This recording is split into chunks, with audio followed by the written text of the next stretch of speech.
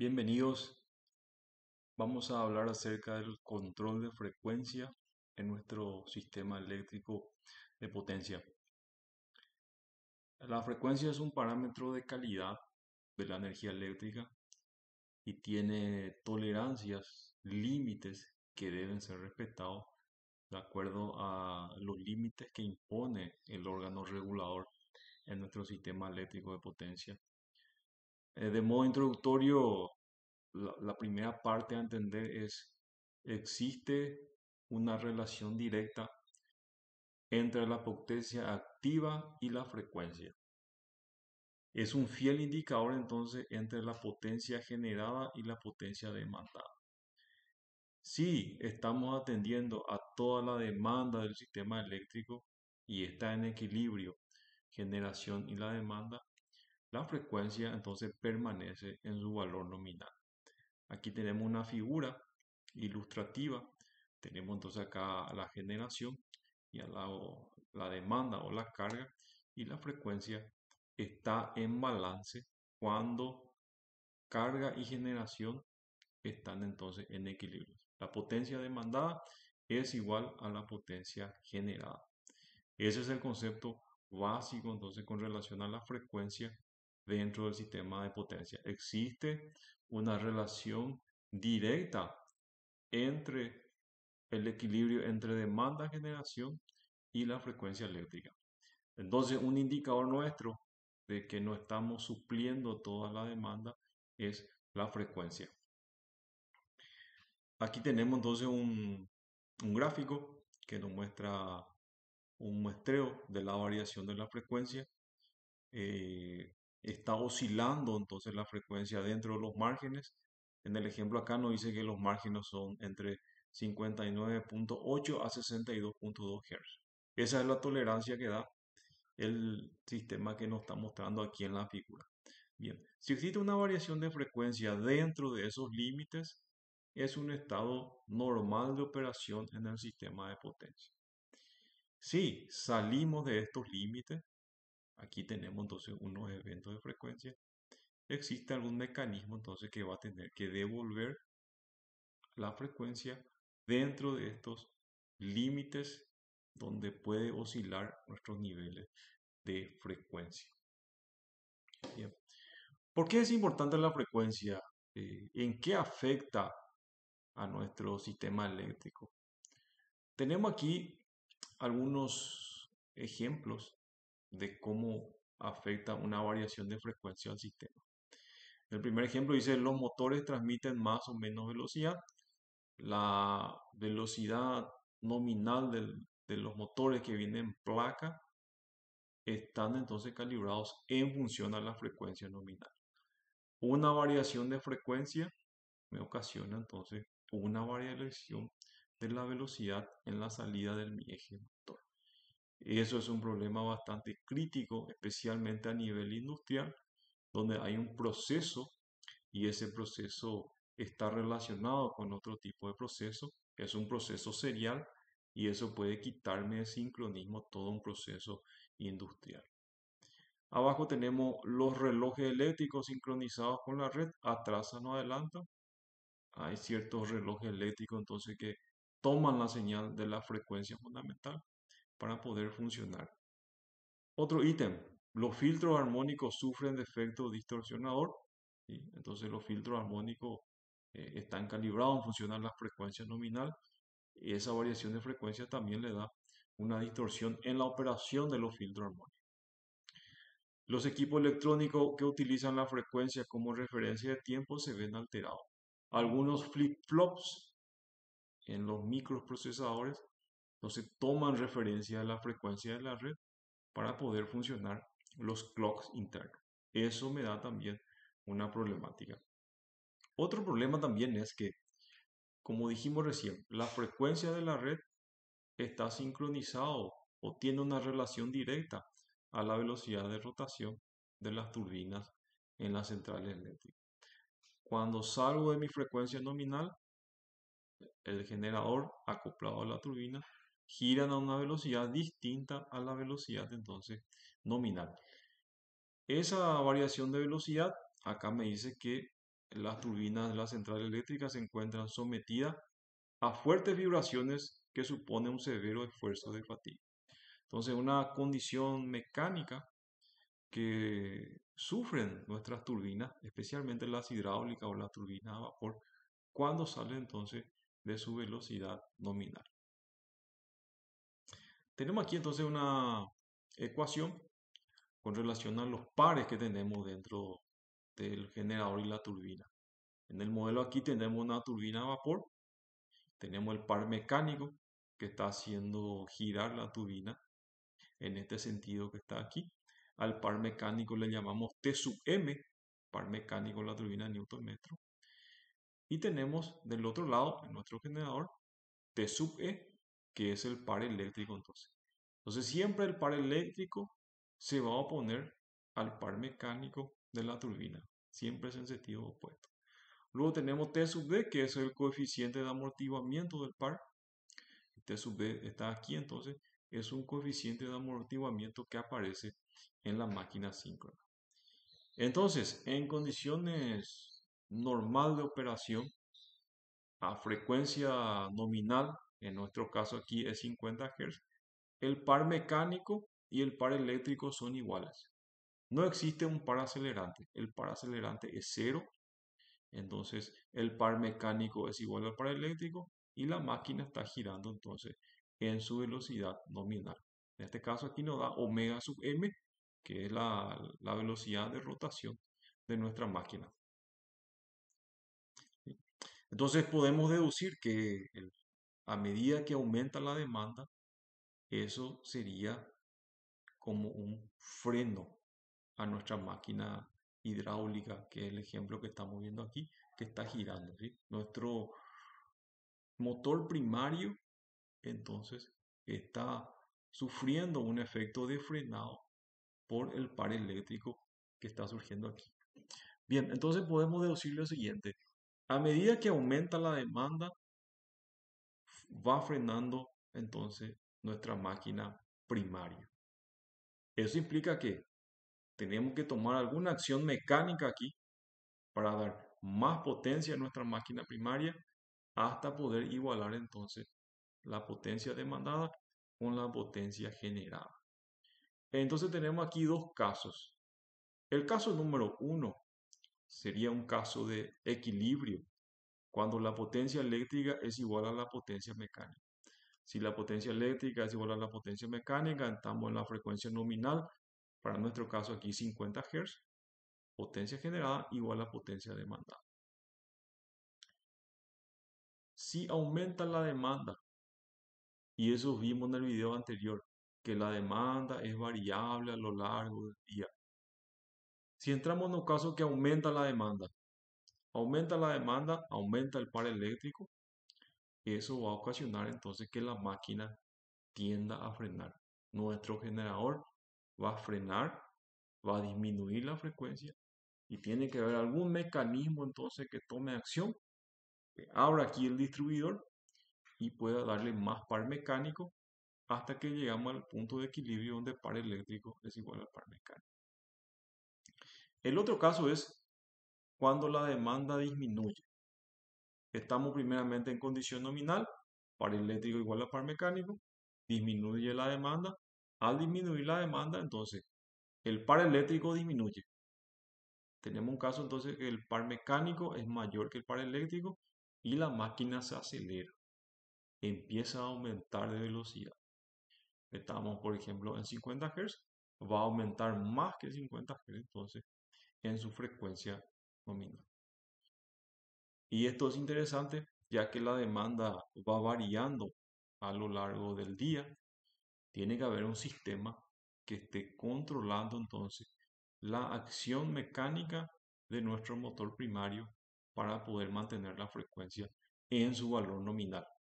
Tenemos aquí entonces un diagrama de bloque típico de un sistema de control de frecuencia. En el modelo que estamos viendo aquí es una turbina a vapor.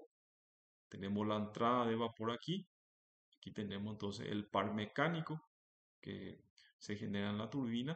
Ese par mecánico se genera en el eje. Este eje está acoplado entonces a nuestra máquina síncrona aquí. Entonces la regulación mecánica aquí en la turbina sería esta válvula de admisión. Cuando más abro la válvula, más vapor entra aquí, más par mecánico me produce entonces mi turbina de vapor que está acá. Bien, entonces tenemos aquí un sistema de control que tiene primeramente como entrada una potencia y frecuencia de referencia. Y puede ser una potencia activa de referencia o la frecuencia nominal del sistema. Tenemos aquí entonces la frecuencia mecánica, la frecuencia de la unidad generadora que está girando. Normalmente por sensores inductivos se llega a tener entonces la frecuencia mecánica que está entrando acá a mi sistema de control. Otra entrada que tenemos es la potencia activa y la frecuencia eléctrica entonces que está saliendo en los bordes del generador, ¿sí? Ese valor de frecuencia entonces entra aquí en mi sistema de control. Si salimos de la frecuencia nominal, entonces tenemos una respuesta. Esa respuesta va entonces a la válvula de admisión de mi turbina a vapor, ¿sí? Si necesito más par mecánico, aumentar la frecuencia, abro más la válvula. Si necesito menos par mecánico, menos velocidad en el eje motor, cierro más la válvula entonces, ¿sí? Entonces es un sistema de control que va controlando entonces nuestra frecuencia eléctrica. Otro regulador que vemos acá es la excitatriz o el sistema de excitación. Y el sistema de excitación está relacionado entonces con la tensión nominal en los bordes del generador, ¿sí? En nuestro estudio que estamos haciendo aquí es de nuestro interés netamente entonces la frecuencia del sistema. Bien. Tenemos entonces aquí un evento. Tenemos un evento donde es un sistema que está a 60 Hz, está trabajando a 60 Hz, y aquí a partir del punto número 1 empieza un evento.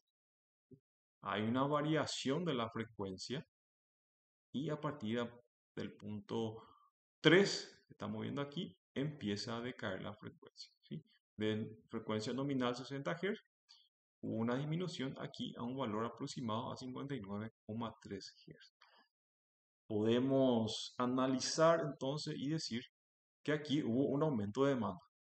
En este punto que está aquí estamos potencia generada y potencia demandada en equilibrio.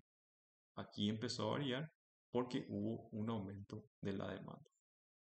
Bien, la primera etapa para poder controlar la frecuencia hace la propia máquina síncrona, nuestro propio generador.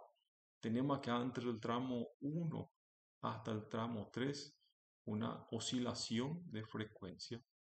Esa oscilación entonces es debido a la propia inercia de nuestro conjunto turbina generador. La propia inercia de la máquina síncrona va a tratar de regular esa frecuencia. Una vez que ya no consigue regular la frecuencia y sale de su capacidad, la frecuencia va a empezar a disminuir y a partir del punto número 3 ya tienen que tomar efecto entonces el sistema de control. Esa oscilación que estamos viendo que se produce aquí, podemos entonces estudiar y representarlo a través de la ecuación de oscilación de la máquina síncrona, ¿sí? Y la ecuación de oscilación de la máquina síncrona nos dice que la variación de velocidad en relación al tiempo de la máquina funciona 1 dividido 2h, 2h es la constante de inercia de la máquina, por delta Pm, la variación de potencia mecánica, menos delta Pe, la variación entonces del par eléctrico. Bien, en esta ecuación aquí, ¿dónde entra la inercia de la máquina? Que es el primer mecanismo que va a tratar de recuperar la frecuencia. Aquí entonces entra en el parámetro H. El parámetro H que está acá se conoce como constante de inercia de la máquina síncrona. Y esto me da una medición de cuánta energía cinética se puede almacenar en el conjunto turbina generador. Según el libro de Kundur, entonces la constante H, y la fórmula es la energía almacenada en megajoules, sería la energía cinética que puede almacenar el conjunto turbina-generador con la potencia nominal aparente NBA de nuestro generador. Eso le llamamos entonces la constante de inercia H de nuestro generador. Ese valor de la constante de inercia depende mucho entonces de qué tipo de unidad generadora es. Se mide en segundos. Tenemos un ejemplo acá, tenemos entonces, esto es un turbogenerador, una turbina térmica. Aquí tenemos un generador de 3600 RPM de dos polos y la constante de inercia va de 2,5 a 6. Tenemos acá otro 1400 RPM, 4 polos, va de 4 a 10 segundos. En la unidad hidráulica va entonces de 2 a 4 segundos. ¿Sí? Entonces, esto que está aquí sería el primer mecanismo de control, que es la autorregulación, función entonces de la energía cinética almacenada en la máquina síncrona. Bien, lo que estuvimos analizando ahora en este tramo que está acá y este tramo que está aquí le llamamos entonces autorregulación de la máquina síncrona. ¿Sí? Cuando la propia inercia giratoria trata de equilibrar la frecuencia a su valor nominal. Si la autorregulación no fue suficiente y la frecuencia empezó a caer, a partir del punto número 3, donde me dice acá trip, tiene que entrar entonces a actuar un sistema de control para poder llevar nuevamente de esta caída de frecuencia a la frecuencia nominal. Resulta que para poder realizar esto que está aquí, el sistema de control se divide en 3 etapas. La primera etapa del sistema de control es el control primario. El control primario es un control entonces local, es el más rápido y actúa en un tiempo entre 2 a 20 segundos.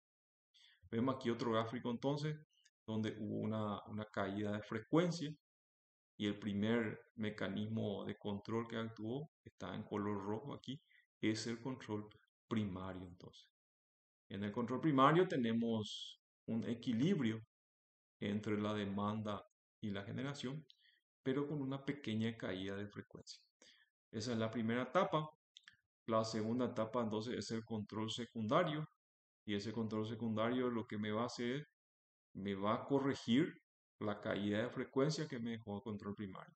En control subprimario dice acá que necesita de más tiempo, entre 20 segundos y 2 minutos, desde el centro de control de área motivado por restablecer la frecuencia nominal y respetar intercambio de potencia entre áreas. ¿Sí? Entonces, este control secundario me va a corregir entonces esta caída de frecuencia que está aquí y me va a llevar entonces a delta F igual a 0 y delta F igual a 0 es la frecuencia nominal. A partir de aquí entonces recuperamos totalmente nuestra frecuencia nominal. El control secundario está aquí en color azul, es un control un poco más lento. Entonces tiene básicamente dos finalidades. La primera finalidad es recuperar la frecuencia a su valor nominal y la segunda finalidad es respetar el intercambio de potencia entre dos áreas si es que existe un contrato entre dos áreas. Por último tenemos el control terciario. El control terciario es un control ya más lento. Acá dice que actúa transcurrido unos 10 minutos, abarca el sistema eléctrico completo a fin de asegurar la energía de reserva por área mediante un reparto de carga mejorado. Entonces, una vez que ya conseguimos recuperar la frecuencia del sistema acá, ya las unidades generadoras están a su velocidad nominal. En el control terciario lo que hacemos es tratar de respetar la reserva de energía que tenemos que tener en nuestro sistema de potencia. Eso ya es función de cada órgano regulador. Cada país tiene su órgano regulador y cada órgano regulador establece cuál es la capacidad de reserva que debemos tener entonces en nuestro sistema eléctrico. ¿Sí? En caso que exista alguna contingencia no esperada, esa capacidad de reserva entonces me sirve para poder subsanar esa condición de entonces que no es típica. Esto es todo entonces. dale me gusta si te gustó este video.